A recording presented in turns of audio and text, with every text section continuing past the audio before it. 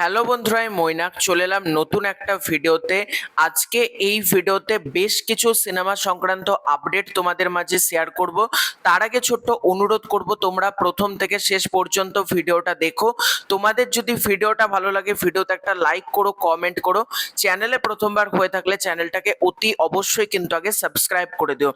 প্রথম আপডেটটা হচ্ছে অঙ্কুশ দার ছবি নারী চরিত্র বেজায় জটিল সিনেমাটাকে কেন্দ্র করে, যে সিনেমাটা এই বছর 9th অফ জানুয়ারিতে মুক্তি পেয়েছিল এবং সিনেমাটা দারুণ সিনেমা হয়েছিল।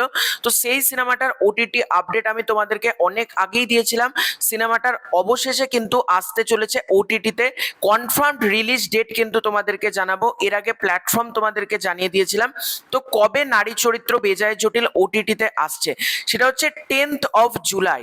আগামী 10ই জুলাই কিন্তু ওটিটি প্ল্যাটফর্ম জি5-এ নারী চরিত্র বেজায় জটিল কিন্তু আসতে চলেছে। দেখা যাক ওটিটি রিসেপশন ছবিটার কেমন হয়। জি5-এ কিন্তু যারা এখনো পর্যন্ত নারী চরিত্র বেজায় জটিল দেখোনি, 10ই জুলাই থেকে কিন্তু জি5-এ নারী চরিত্র বেজায় জটিল সিনেমাটা স্ট্রিমিং করবে।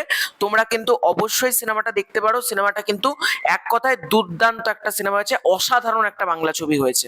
এর পরবর্তী আপডেটটা বহুরূপী 2 দ্য গোল্ডেন ডাকুকে কেন্দ্র করে। বহুরূপী 2 কিন্তু একটা বড় রেকর্ড করে দিয়েছে। সেটা হচ্ছে রিলিজের আগে ছবিটার মিউজিক রাইটস কিন্তু চড়া দামে বিক্রি হয়েছে। জাংলি মিউজিক অর্থাৎ টাইমস মিউজিক বাংলা, উইন্ডোজে ন্যাচারালি তারাই গানগুলো কিনে থাকে। তো রিলিজের এত আগে গানগুলো বিক্রি হয়ে যাওয়া সেটা কিন্তু ডেফিনেটলি ভালো সাইন, এবং একটা জিনিস প্রমাণ করছে এই সিনেমার মিউজিক অ্যালবাম, বহুরূপীরও কিন্তু মিউজিক অ্যালবাম টপ নচ ছিল। এই সিনেমার মিউজিক অ্যালবামও বহুরূপী 2 এর কিন্তু বেশ ভালো হয়েছে, এটাই কিন্তু প্রমাণ করছে। এর পরবর্তী আপডেটটা দেবদার ছবি বাইক অ্যাম্বুলেন্স দাদাকে কেন্দ্র করে। বাইক অ্যাম্বুলেন্স দাদার টিজার কিন্তু খুব শীঘ্রই আসতে চলেছে, এরকমই কিন্তু মিডিয়া রিপোর্ট সাজেস্ট করছে। মানে ডেফিনেটলি এই মাস তো চলেই গেল, মানে পরের মাসে জুলাই মাসের কিন্তু 1 থেকে 10 তারিখের মধ্যে কিন্তু টিজারটা আসবে, এরকম বেশ কিছু আমি ফেসবুক পোস্টও কিন্তু দেখলাম। দেখা যাক, এক্স্যাক্টলি ডেটও অনেক জায়গা থেকে লেখা হচ্ছে, কিন্তু আমি এক্স্যাক্টলি ডেট বলবো না, কারণ যেহেতু এটা অফিসিয়াল কোনো অ্যানাউন্সমেন্ট আসেনি। তবে ডেফিনেটলি জুলাই মাসে তো টিজার আসবে। এই ছবিটা যদি 14ই অগস্ট রিলিজ করে, টিজার তো আনতেই হবে। এবং দেবদা বেশ অনেকগুলো কিন্তু পোস্টার্স দিয়েছে, এর আগেও পোস্টার অনেকগুলো দিয়েছে, প্রতিটা পোস্টারই কিন্তু বেশ ভালো হয়েছে। গতকাল রুক্মিণী মৈত্রর একটা পোস্টার ড্রপ করা হয়েছিল, সেই পোস্টারটাও কিন্তু রুক্মিণী মৈত্রকে অঞ্জুয়া বেগমের চরিত্রে আমরা দেখতে পাচ্ছি, এবং তাকেও কিন্তু বেশ ভালো লাগছিল পোস্টারটাতে। তো দেখা যাক, আমি টিজারটা দেখার জন্য মুখিয়ে আছি। এর পরবর্তী আপডেটটা হচ্ছে অভিমানকে কেন্দ্র করে। অভিমান সিনেমার কিন্তু প্লেক্স কালেকশন চলে এসেছে আমাদের সামনে।